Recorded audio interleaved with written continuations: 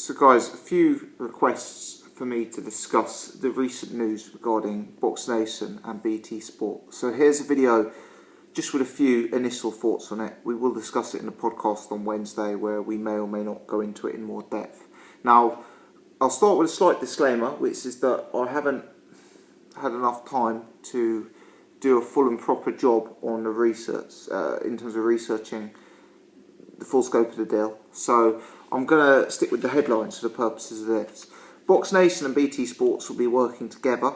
Boxnation shows will be available to BT Sports customers and available for a much wider audience effectively. It's not just going to be people like myself who subscribed to Boxnation historically, but BT Sports' existing customer base will now have access to Boxnation even if they didn't have before. They're not going to have to pay extra. It's going to come as part of the BT Sports package. So who does this benefit? Well, firstly, if you already subscribe to BT Sports, it clearly benefits yourself, because rather than having two separate subscriptions, you're going to be able to have one. And presumably that's going to mean you're going to cancel your Boxnation subscription. You're still going to get access to all the content, and it's going to save you the monthly Boxnation fee.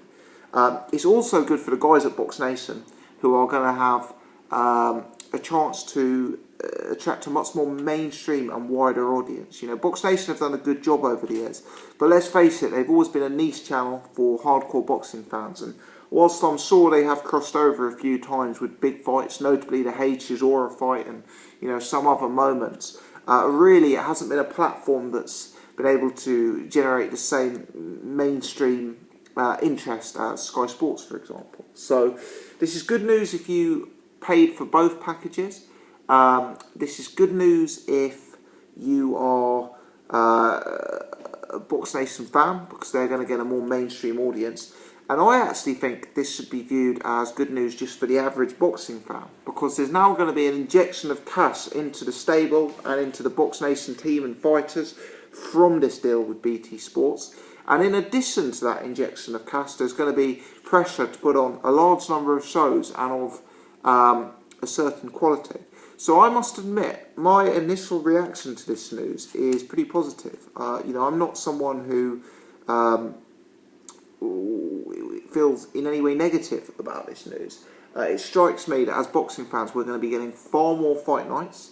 There's going to be far more competition in the market, which is always a good thing.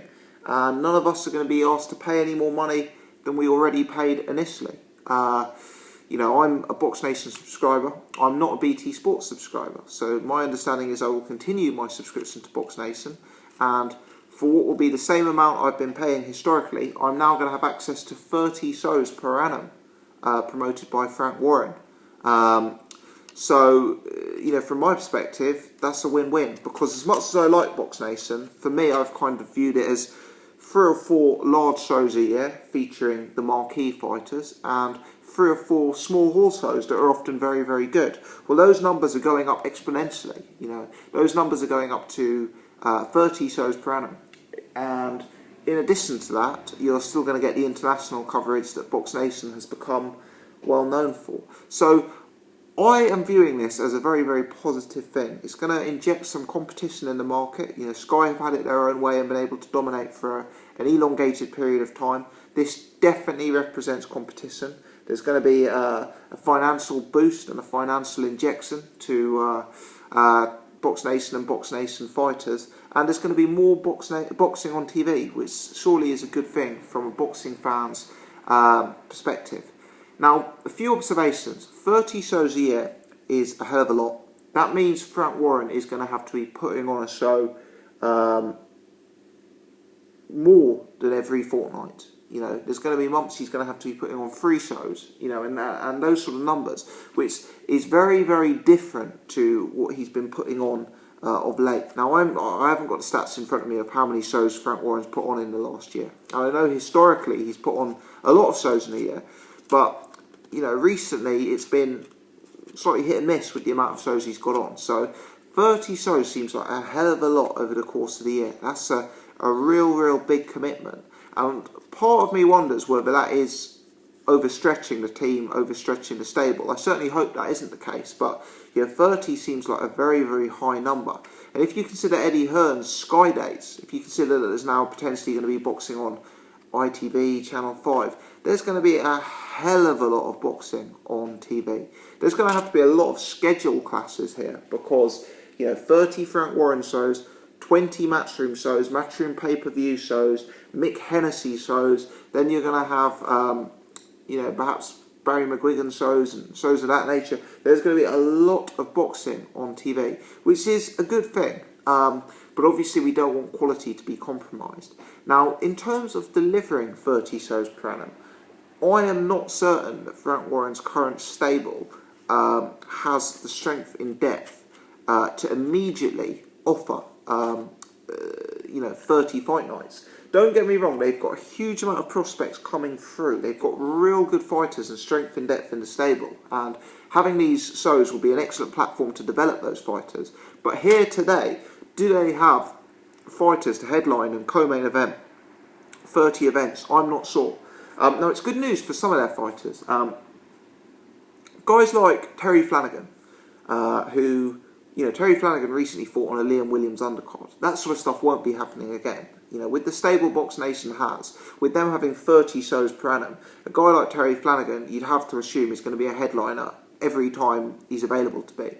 Guys like Bradley Skeet, guys who've kind of gone under the radar a bit, guys like Bradley Skeet and Hughie Fury, those sort of guys, surely they're going to have to be pushed as main event fighters near immediately. They're known commodities. They're fighters who are already performing at a certain level. And you would have to assume that with the amount of shows Frank Warren is going to be doing, guys like that who he's working with already and are already at a certain level are going to have to be put into main event status to accommodate the demand. So for me, that's an interesting dynamic. Now also, you've got to look at fighters that Frank Warren could potentially add to his stable in order to continue that momentum and continue to fulfill the demand he's going to have in front of him. Surely Frank's going to be looking very, very closely to secure some of the Olympians who we've seen recently. Historically there was kind of a presumption that those Olympians would maybe sign with Eddie Hearn. But perhaps Frank Warren's going to have more budget and those guys are going to have more inclination to work with him now those amount of dates are available. Frank alluded in an interview with IFL TV that sometimes fighters have been concerned about exposure when signing with Boxnation. And I can understand why that would be the case. Boxnation, one would assume, does not get as many views as Sky. The shows are less regular. The fighters are maybe less known. So, there's been that exposure issue historically. And obviously that's something that's going to affect a young Olympian turning pro. But will that be the case with this new deal? Does this new deal have the potential to change that? Very possibly. Let's also look at the Sky stable. There's a lot of guys in that Sky stable who may be feeling underappreciated and undervalued. Just off the top of my head, I'm thinking guys like Isaac Chamberlain. I'm thinking guys like John O'Carroll.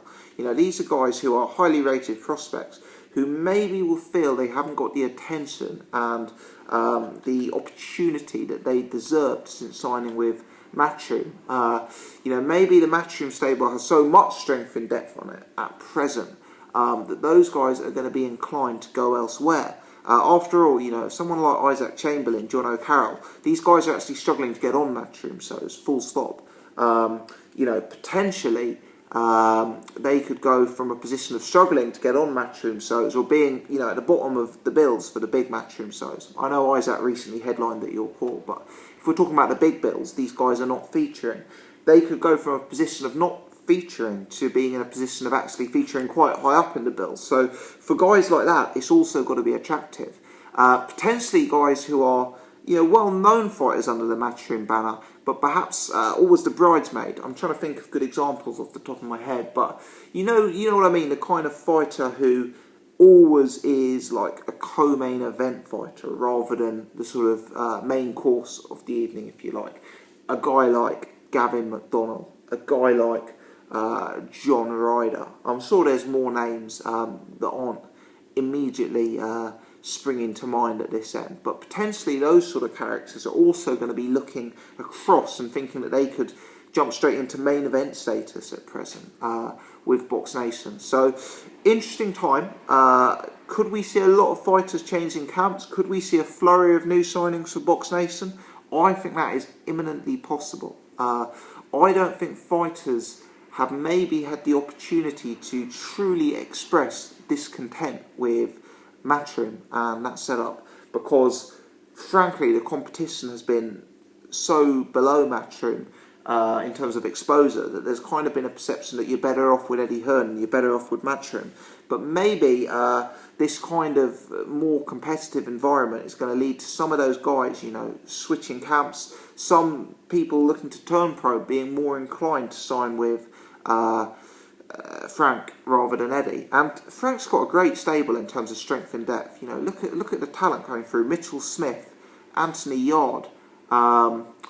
You know, he's just signed, I know, Nathaniel Wilson, Chris Eubank's son, Harley Ben, Nigel Ben's son.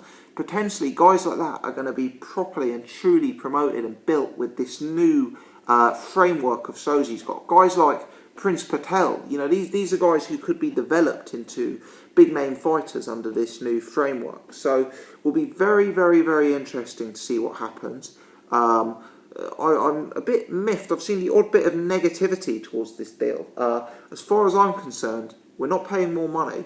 The sport's getting more exposure. We're getting more fight nights. Of course, we'll have to wait to see what the quality of the fight nights are. 30 does seem like a lot. But there's going to be a lot of boxing on TV. The sport is buzzing.